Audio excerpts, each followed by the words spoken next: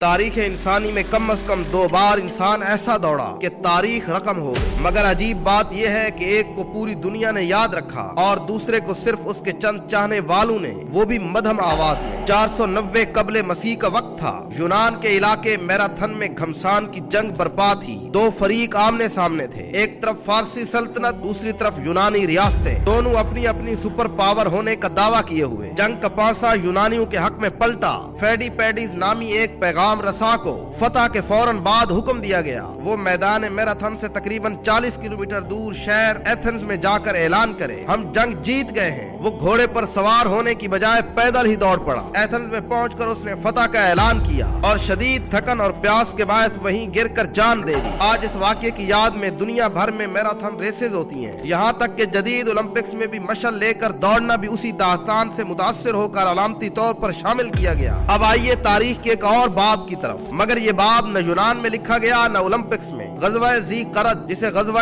غابہ بھی کہتے ہیں، مشرکین نے مدینہ کے چرواہوں پر حملہ کیا اور نبی اکرم کے اونٹ چھین کر فرار ہو گئے۔ اسی لمحے حضرت سلمہ بن اکوع اکیلے ہی دشمن کے پیچھے لپکے، نہ گھوڑا نہ لشکر، صرف ایمان، رفتار اور مہارت۔ وہ مسلسل دوڑتے رہے اور تیر اندازی کرتے رہے۔ حضرت سلمہ خود بیان کرتے ہیں، کہتے ہیں میں ان کا پیچھا کرتا رہا یہاں تک کہ کوئی گھڑ سوار بھی مجھ سے بچ نہ سکا۔ اس نے رسول اللہ تک خبر پہنچائی تو آپ لشکر لے کر روانہ ہوئے، مگر وہاں پہنچنے سے پہلے ہی حضرت سلمہ بن اکوع تنے تنہا اونٹ چھڑا چکے تھے۔ رسول اللہ نے فرمایا آج کا بہترین پیدل سپاہی سلمہ ہے، اور پیدل ہونے کے باوجود انہیں سوار کے برابر مال غنیمت دیا گیا۔ اگر محتاط اندازہ بھی لگایا جائے تو 15 سے 20 کلومیٹر فی گھنٹہ کی رفتار سے حضرت سلمہ 12 کلومیٹر تک دوڑتے رہے، مگر جنگی دباؤ اور ہتھیاروں کے ساتھ گھڑ سوار دشمن کا تعاقب کرتے ہوئے۔ یہ دوڑ نہیں تھی، موت کی ریس تھی۔ سلام ہے ایسے ماؤں پر جنہوں نے سلمہ بن اکوع جیسے بہادر جنے، لیکن افسوس اس بات پر ہے کہ مغرب نے اپنے دوڑنے والے کو آج تک یاد رکھا اور تم نے تمہارے نبی کے لیے دوڑنے والے کا نام تک بھی نہیں سنا۔